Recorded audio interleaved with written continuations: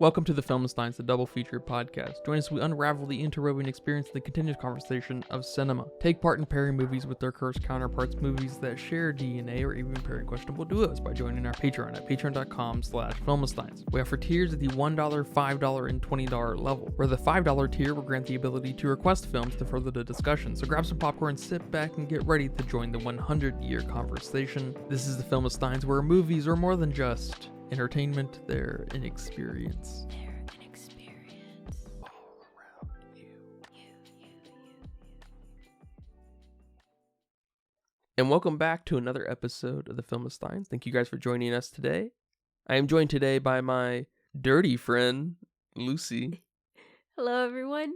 You can join us every Monday, Wednesday, and Friday for brand new episodes of the Film Steins. Some recent episodes include All of Us Strangers, the combo episode of Dune 1 and Dune Part 2, the Film Steins Awards, Imaginary, and The Babadook. Remember to leave nice comments, thoughts, and ideas over on our Patreon at patreon.com/filmsteins. Leave nice reviews on Google Podcasts, Apple Podcasts. Come subscribe. Come request a movie. We appreciate all the support. Thank you guys so much. Are you stressed and filled with anxiety like I am? Maybe in a bit of pain from that car accident you had a few years ago? Well, the sponsor of today's episode, Hempville CBD, has us covered. They have the highest quality products created by chemists and doctors. Hempville carries everything from CBD to THC dispensary grade without those despicable dispensary prices. Order your Delta 8, 9 edibles and vapes along with the THCA flower and get free shipping when you spend $50 or more at hempvillecbd.com. Check out the link in the description for more details. But today we are discussing Emile Ardolino's 1987 joint, Dirty Dancing. I'd never seen Dirty Dancing prior to the other day. I didn't even know about the world famous quote of nobody puts baby in a corner, whatever it even is. I was like, okay, I didn't know that was a thing, but apparently it's a thing. I don't know what rock I was living under, but after watching this movie, I am happy to report back that this movie's fine. It's good. I was a little taken aback when the plot really ignited off of Penny, is that right? Going through a back alley abortion. I was like, okay, that's funny. This is funny stuff. And the launching point of like Dirty Dancing, this erotic dancing, whatever, being treated as like an orgy, especially in that one scene, like something sexual, I thought was very fun. I guess that makes sense, especially coming off of Elvis and stuff, you know. Remember the Elvis movie where that girl in the front started moving and it was like a big thing? I wasn't around back then. I don't know. People dance these days, so I don't know. But I know you're a big fan of Dirty Dancing. You recommended this. You brought this to my attention. How do you feel about Dirty Dancing now? Well, let me start off by saying that I was really excited for you to watch this, first of all, because you'd never seen it. That's like one of those rare classic movies that I've seen and you haven't. There's not very many of those. To be honest, I'm a little suspicious of the significance or like the kind of cultural significance of this film, and in that I don't really feel like it's that big, but in a way I do. I don't really know why I feel like it's big because I don't really see it anywhere, but I'm not sure what that is. Yeah, that's true. You could say that about a lot of classics. And this movie also wasn't of our time. It's not as quotable as something like Mean Girls is for our generation. But I can only imagine how this movie was back then, especially with the infamous quote, "Nobody puts baby in a corner." So I don't know. That would be interesting to see. But I remember when I first watched this movie, I was about like 15, 16. And it was like at that perfect age that this movie was, you know, fun and kind of spoke to you in that way because you're, you know, this is a film that's very fun and sexual and coming of age. And I was at that age too, watching this for the first time. Not to mention that dance movies are probably another guilty pleasure genre of movies. For not only me, but I bet a lot of people. I don't know how popular they are, but we have enough of them out there, and People love them. The people who love them really love them. Yeah, I think the modern pinnacle of the dance movies probably the Magic Mike movies, right? Yeah, I don't know. I would assume so, right? But rewatching it, it still has a lot of those fun elements. But, obviously I'm at a riper age. But it's still very fun. It still has, decent performances and a great soundtrack. One thing that I thought was missing from this movie was its musical numbers. This movie felt like a musical without the dance and song bits. And I don't know if that's because we got half of that, we got the dancing, so I feel like we were missing that kind of complete stripping of the subtext, like we've talked about before in a lot of musicals where the subtext is no longer subtext, it is just the song. And of course, there's rarely ever subtext in romance movies, right? Right. But I almost feel like a little dance and song would have helped elevate this movie a little more. Yeah, I don't know about that because that's one of the charms of dance movies, of them using songs or songs of that time to make you feel whatever they want you to feel. No original music, no singing. This is just about the movement.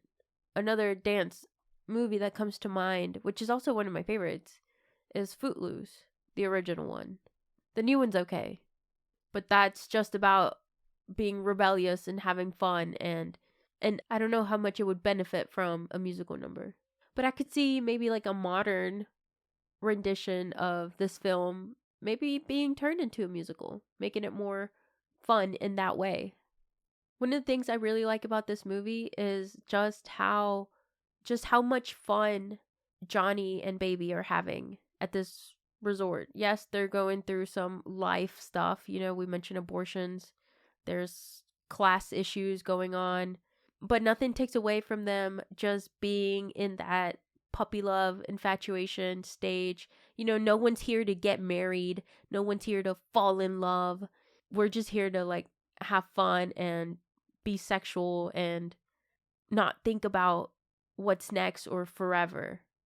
And I think one of the scenes that really represents this is that scene where they're mouthing that Love is Strange song and they're being like super flirtatious and seductive on the ground and just, having fun. And that's probably one of my favorite scenes from when I was younger, just kind of also being infatuated with them on how much fun you could have with a person. Not necessarily be head over heels or whatever, but just living in the moment. Although now looking at that scene, now thinking about it, it's like on the verge of cringe, but it's still good. Not to mention that scene where Johnny is trying to do a dance move with Baby and he like lifts her arm up behind his neck and then like tries to caress around her, like down her arm, but she's ticklish, so they have to redo it, and you can't help but to like laugh with them, especially also being a very ticklish person. What sets Dirty Dancing apart from every other sappy, romantic, kind of runaway love? Yeah, this like forbidden love kind of movie. I think there's something that's trying to be said without actually saying it in this film, especially it taking place in the 1960s, being made in 87.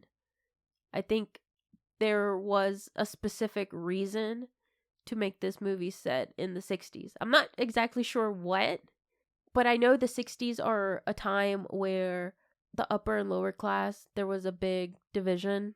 I think that's when the book The Outsiders took place I think in 65. And that's one of the big dilemmas there, the socias versus the others. I don't remember their name. And not to mention Baby's journey of becoming a woman, going from Baby to Frances. There's something there too that a lot of romantic movies lack. We don't really give a lot of character development to especially our girl, to our lady protagonist. I think we've given Baby something here that's worth looking into a little bit, which I thought the director was a woman.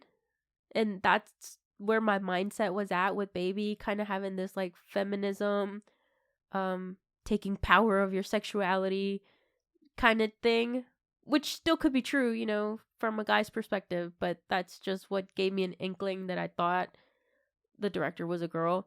And there was also, at the end of the movie, something that was said by the hotel resort manager that made me think that there is something underneath here that definitely makes it stand out from other romantic films. Those are just sappy for sappy's sake, to make you feel in love or to make you feel like you too one day could have your romantic partner. The resort manager makes a just like a 1 or 2 sentence statement about things are changing and things aren't going to be the same anymore, and how kids nowadays just want to travel to Europe and they don't really want to stay at resort places like this, and he just feels a little pained about it. No, I get that. There does seem to be this kind of underlining thing, because like you said, we have Baby going from the Francis, we have her dad being prejudiced towards, you know, so-called lower class working men guys like Johnny, with no rhyme or reason really why. You know, he's just making preconceived notions about X, Y, and Z, but more importantly, Johnny calls him out on it. That, you know, you don't know me. We have that weird slight towards Ayn Rand, the abortion thing, this almost pornographic style of dancing. It's bizarre. It all kind of coming together like this. I'm not sure exactly what it is. It may have been one of those things where you really had to be there to get that full message, being part of that political temperature and social turmoil and everything. But it definitely is more than just that sappy nonsense.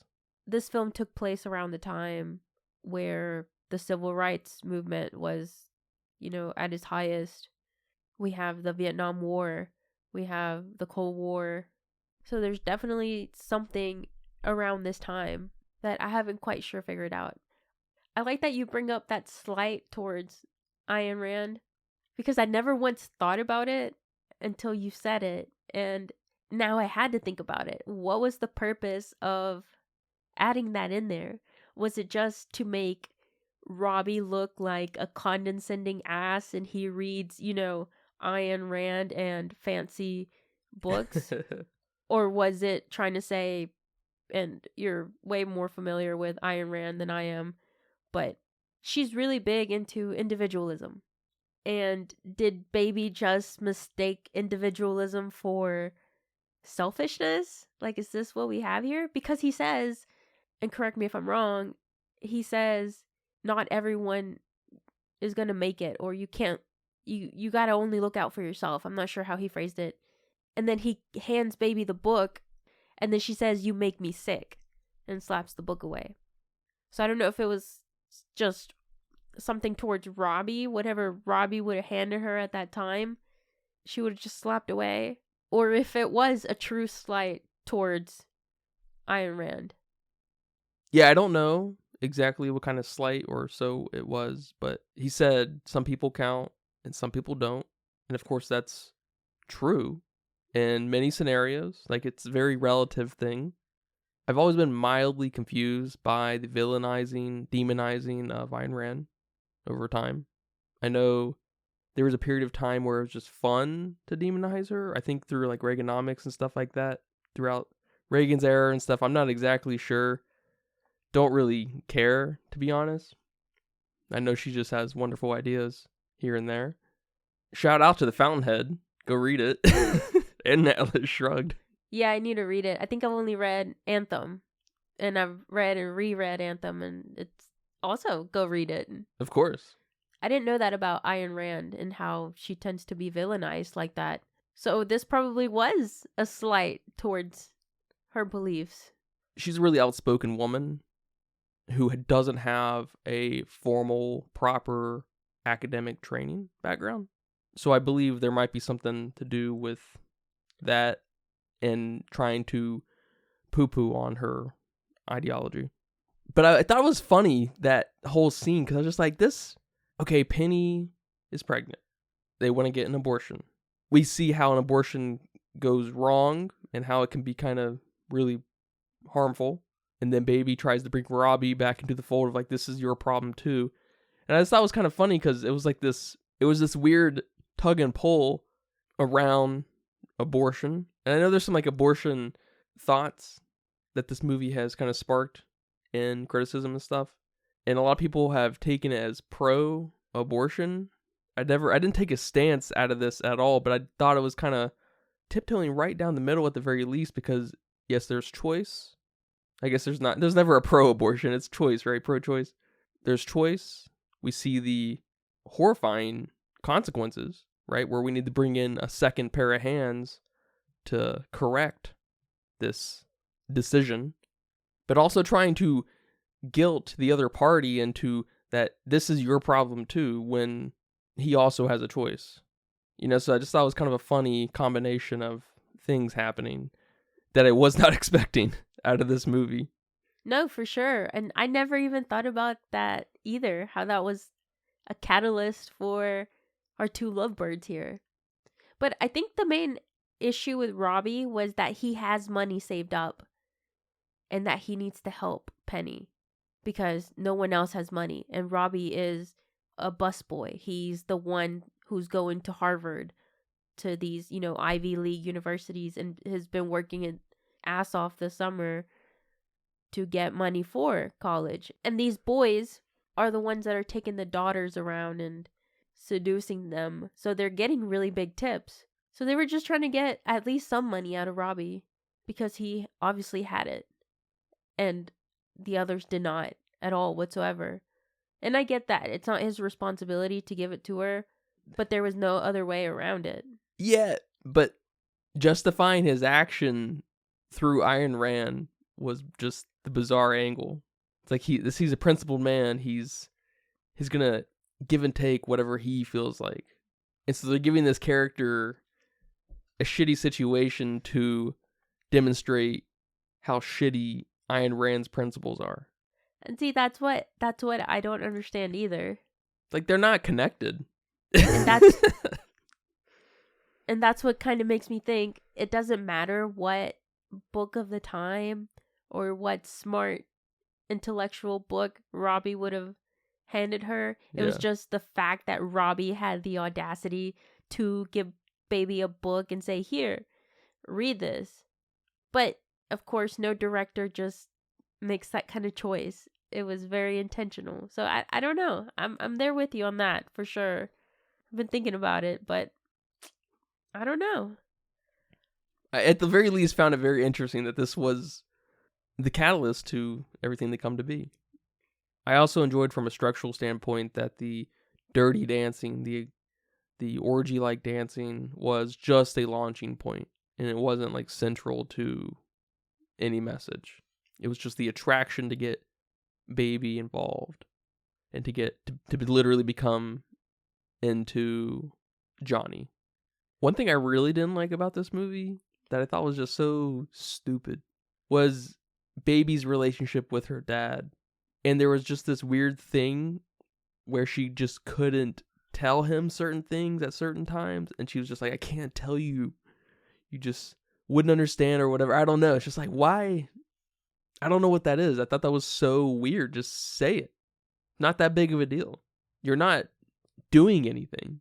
Maybe this has something to say about modernity and how we've normalized dancing in the way we have today. Yeah, Baby is obviously a daddy's girl. She starts out the film by saying that was the summer before Kennedy was shot and blah, blah, blah, and that I'd never find a man as great as my dad.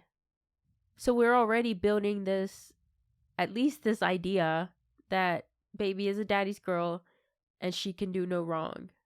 I don't know if that's a thing with daddy's girls, that in their daddy's eyes, they try to just please them and don't want to let them down in any way.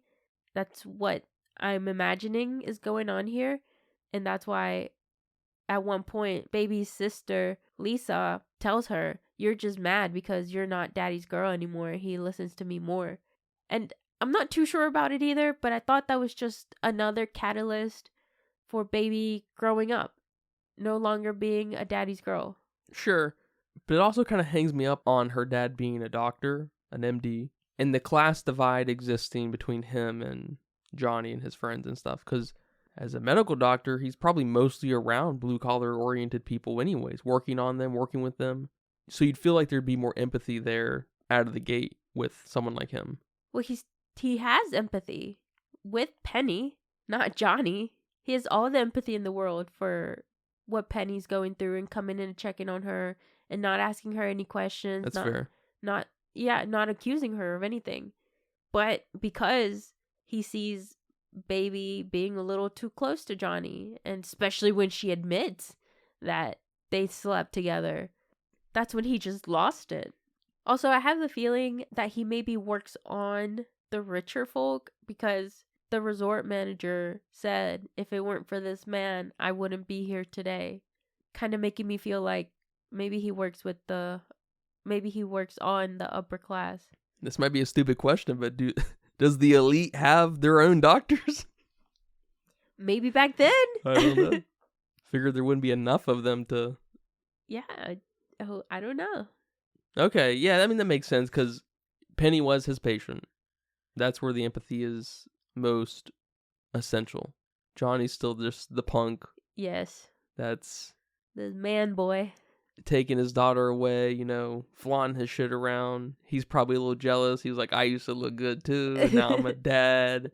So, that's fine. One thing I thought was weird was baby starting out the film narrating, and then we completely lose that. She starts out the film narrating that summer, like a flashback almost. And we don't have any closing narration. I didn't even notice that. That's a great point. That's a total oversight. Like, well, there you have it. That was the summer I learned about back alley abortions. Like, I don't know. That's great insight. It's bizarre to have that as your opening sequence. Yeah, that's our introduction. Her in the car. I think she was reading a book. I don't know what book she was reading. And she was narrating her thoughts about that summer I met that boy. I don't know how else it could have been introduced. Another thing I found kind of funny in the film was when Johnny speaks out about being a victim to all these rich old ladies trying to seduce him. That was funny. That was funny. And I can't quite place... I have feelings too. Yes. I can't quite place if it fits here. No, they didn't build up for something like that. It really was just a tactic of his to get laid? To get to baby. It's like when you tell your new girlfriend, you're like, how your old girlfriend would do X, Y, and Z. She'd beat me up. She'd say all these nasty things. And then new girl's like, you don't gotta worry about that. I'll take care of you. I'll never do that to you. Yeah, exactly. That's what was happening. That's what that was happening. I thought there was a message here, but that's hilarious. It fits. It fits with the whole like young puppy love. And they may have been trying to say a little something there, but that's a little bit of maybe stay in your lane a little bit, because you're not that kind of movie. You're not setting something up like that. Right. If Johnny was the main character, we may have been able to spin that in a more coherent way and it not be so funny. Because the funny thing is, if he's like serious and we take it as it being funny, it makes it kind of sad, because like, damn, he just wants love and he's getting abused by all these cougars. But yeah, they leave just enough there that you can spin it as him just being kind of 4D chess, kind of flirtatious. One last thing before we wrap up here, I want to just give kudos to the soundtrack. This is a really iconic soundtrack. Every song in here is awesome. This is one of the ones I've had on repeat for many, many years now. And I think people know these songs because of this movie now. It's like Life is a Highway. You only know it because of Cars. Or All Star by Smash Mouth. You only know it because of Shrek. That's where your mind goes to. And I love it. I did see people give it a little bit of hate because apparently these songs, or some of these songs, are not from the 60s, but they're probably from the 80s. But that doesn't matter here. Come on. That's funny. Well, man, thank you for watching this movie. Thank you for bringing it up, making me watch it, You're welcome. and talking about it here today. Do you have a budget guess for me? So my budget guess is 9,087,000. So in today's money, it'd be about 25 million. Okay, so it says here, without accounting for inflation, thank you for giving me both, it was at the time $5 million. Oh. So, A little off? a little off. And it went on to make, again, without accounting for inflation. So this is going to be a shocker. $214 million. Holy crap. It made a lot of money. That's awesome. I mean, it's iconic. Man, he was set for life. Emile. Yeah, he was. And apparently over on Letterboxd with 701,000 people, they weighed in at a 3.6 with a weird hiccup in the graph. That being an abnormal amount of 5 out of 5s. Oh. So it's inflated. Otherwise, it'd be like more like a 3.3 probably. Okay. I'm torn between a 3.5. It's such a good movie in my memories as well that I can't help but to give it that extra bump. But kind of comparing it to other movies that I've given 3.5s, I'm not sure. So I'm still torn between those two. I hear that. I'm thinking about giving a 2.5. But thank you guys for listening to this episode of the Filmsteins. I hope you guys enjoyed that. Remember, we post every Monday, Wednesday, and Friday on patreon.com/Filmsteins, Google Podcasts, Apple Podcasts, Spotify, Pandora. Remember to leave nice comments, thoughts, and ideas over on our Patreon. Come request a movie, come subscribe for $1. We appreciate all the support. Thank you guys very much. But until next time, take care. Bye-bye. Bye-bye. And that's a wrap for today's episode of the Filmsteins. Thanks for tuning in and joining us on our cinematic journey. We hope you enjoyed the discussion and gained some new insights and perspectives in the world of movies. Don't forget to subscribe to our podcast on your favorite platform, especially Patreon at patreon.com/Filmsteins. And follow us on social media for more film-related content. We love hearing from our listeners, so if you have any feedback, suggestions, movie recommendations, or book recommendations, please feel free to reach out to us. Until next time, keep watching, keep loving the magic of movies. This is the Filmsteins, signing off. I don't think I can. On 3. 1, 2, 3.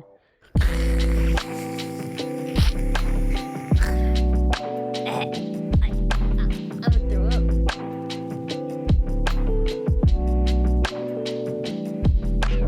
Nobody put the baby in the corner.